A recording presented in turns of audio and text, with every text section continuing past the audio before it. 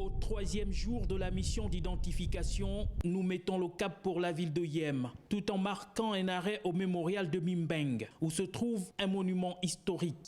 Il y a eu la guerre en 1914 entre les Allemands et les Français. Et là-dedans, il y a des tirailleurs sénégalais qui ont combattu aux côtés des Français. Quelques encablures de là, un tout autre site qui, bien qu'en pleine réhabilitation, a gardé son air colonial avec des vestiges d'églises abandonnées dans des hautes herbes. Ici, c'est l'ancien hôpital des Bains. C'était l'hôpital des lépreux. Mais ça a été abandonné depuis que tous les malades sont morts. Ça, c'est l'ancienne église catholique. Ça, c'est l'église protestante là-bas. Ici, c'était des habitations des malades et des travailleurs. Au Yem Centre, civilité au préfet et au délégué spécial adjoint de la commune de Yem, avant de se déporter à 30 km de là, au village Koumassi, pour une excursion sur le mont Koum, non sans quelques consignes. On a demandé à ce que chaque fois que l'étranger arrive, on fasse des sacrifices.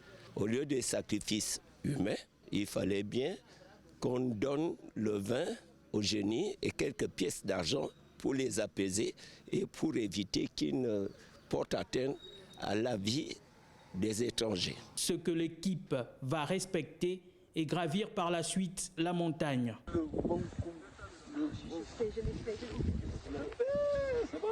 C'est une croix qui a été offerte par l'église protestante et bien sûr des jeunes de Genève.